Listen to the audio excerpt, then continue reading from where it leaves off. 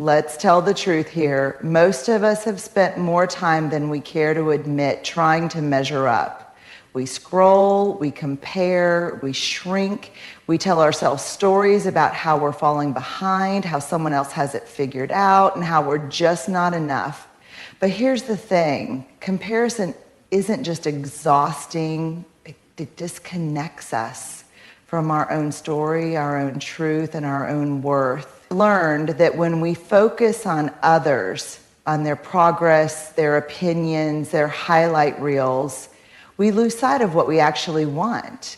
We start chasing someone else's version of success, and somewhere along the way, we forget that we were never supposed to be them. We were always supposed to be us.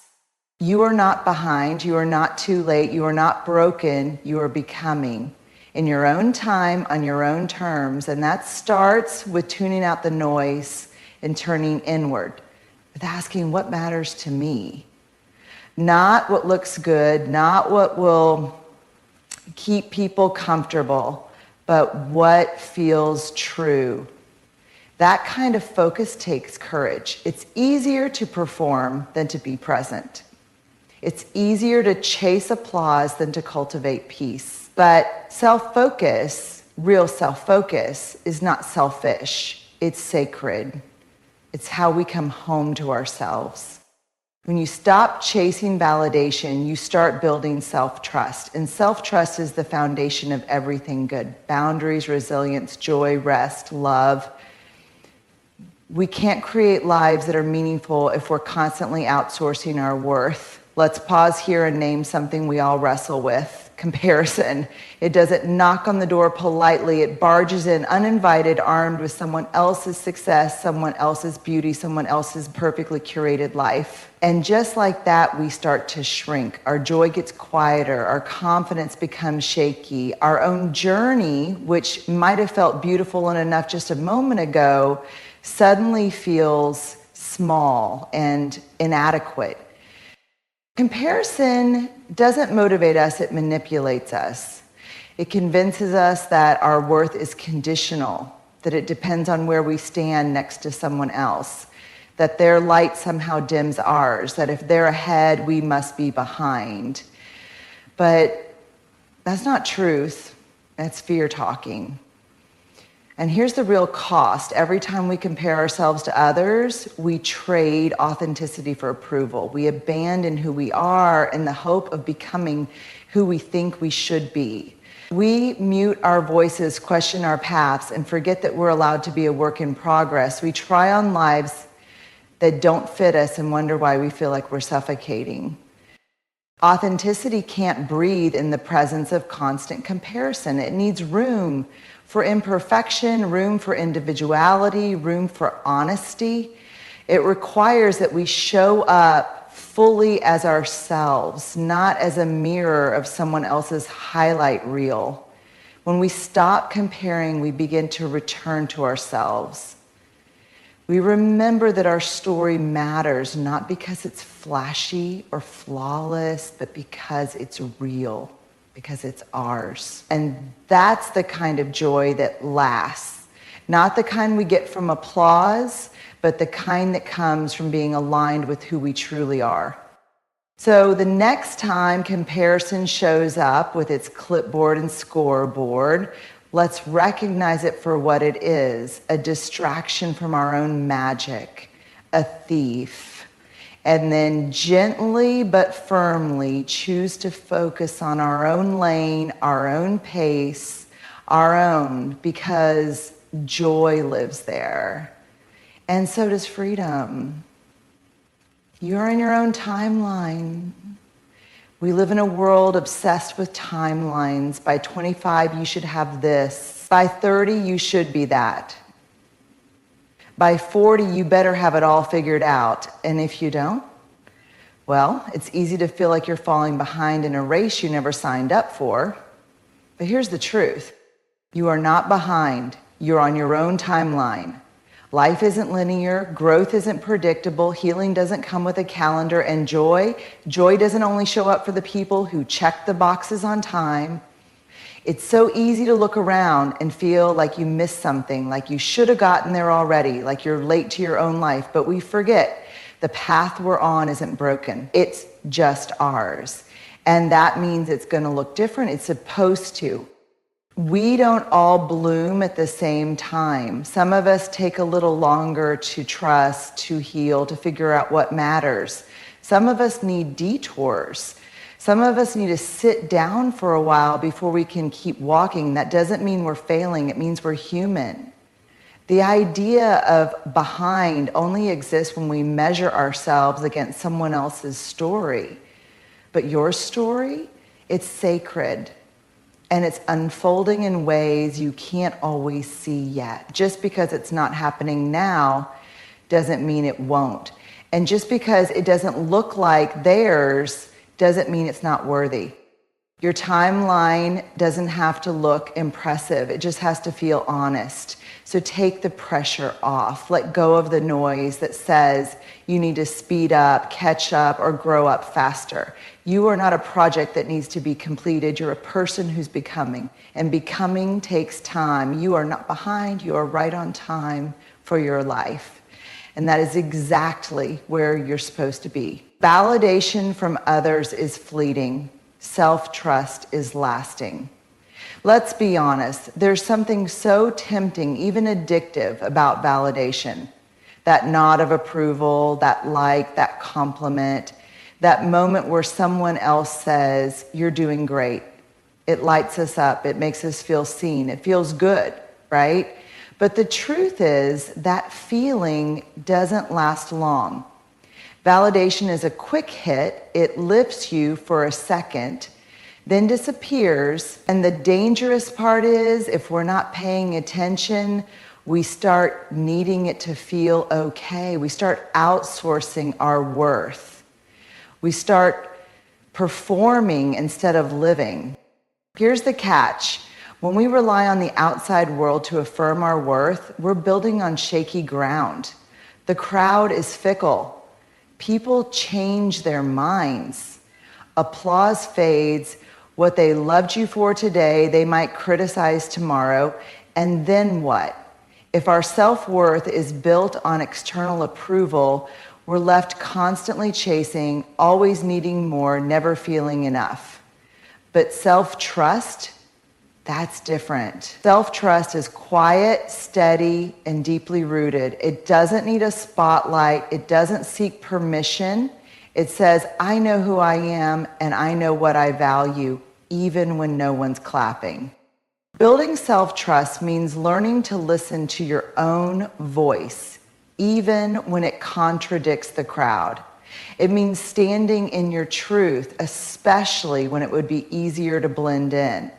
It means making decisions based on alignment, not applause. It means looking inward and saying, I choose me, even when no one else does. And yes, that kind of inner trust takes time. It takes boundaries.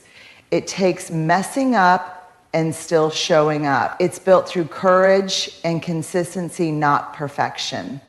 But when you build that trust with yourself, it changes everything. Because now you're not tossed around by every opinion. You're not waiting for others to validate your worth. You're rooted in it. You're grounded, whole, free. So let them cheer or don't. Let them approve or not. That's not where your peace lives anyway. Because when you stop chasing validation and start building self-trust, you don't just find confidence, you find home in yourself. Focusing inward is not selfish, it's sacred. Somewhere along the way, many of us were taught that putting ourselves first is selfish, that taking time to check in with our hearts, to honor our boundaries, to care deeply for our own well-being is somehow self-centered.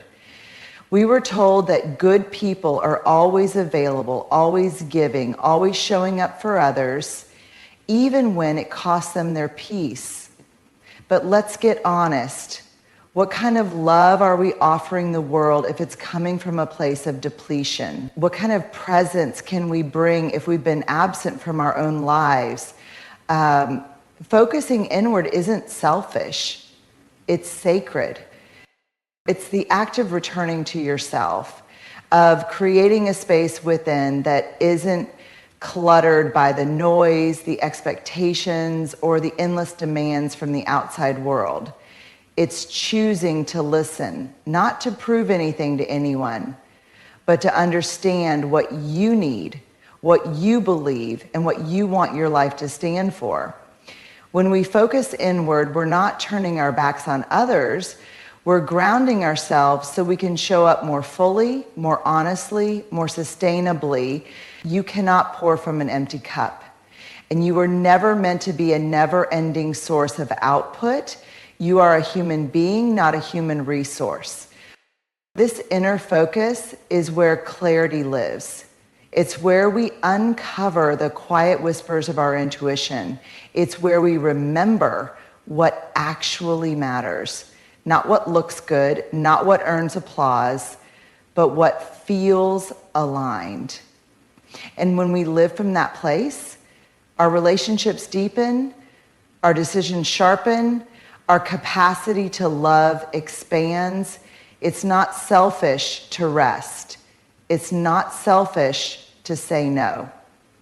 It's not selfish to spend time healing, reflecting, creating, or simply being. That's sacred work. That's soul work. That's the kind of work that doesn't get seen on the surface, but transforms everything underneath. So if the world tells you to hustle, to prove, to keep everyone else comfortable at the expense of your own truth, pause, breathe, and come home to yourself. You are not selfish for focusing inward. You are brave, you are wise, you are tending to something whole. Let me know if you'd like the next one. Healing starts when we stop performing and start belonging to ourselves. Healing starts when we stop performing and start belonging to ourselves. So let's tell the truth. Most of us learned how to perform long before we learned how to be. We learned how to smile when we were breaking inside. We learned how to be agreeable when we wanted to scream. We learned how to play roles, the achiever, the helper, the strong one, the one who has it all together. Performance became survival. It was how we earned love, how we stayed safe, how we avoided rejection. But somewhere along the way, the mask became heavy. The act stopped feeling like protection and started feeling like a prison. And even though the world may have applauded who we pretended to be, deep down we knew something was missing. That's where the healing begins. Healing doesn't start when life gets perfect. Healing begins when we stop performing and start belonging to ourselves. And that's a radical shift. Because belonging to yourself means showing up as you are, not who others want you to be. It means telling the truth, even when it makes people uncomfortable. It means loving the parts of you that we're taught to hide. It's in that brave return to your own heart that things begin to soften. When you stop performing, you stop hustling for worthiness. You start realizing you've been worthy all along. You stop editing yourself for approval and start embracing yourself for truth. You begin to take off the layers of should and supposed to, and what's left underneath isn't lacking, it's liberated. And sure, belonging to yourself is messy. It means making choices that others won't always understand. It means letting go of applause and choosing alignment instead. But it also means peace, it means freedom, it means finally coming home. Because there's nothing more healing than being fully seen and fully loved, first and foremost, by yourself.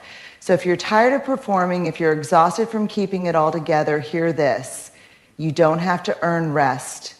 You don't have to audition for acceptance. You don't have to wear a mask to be loved.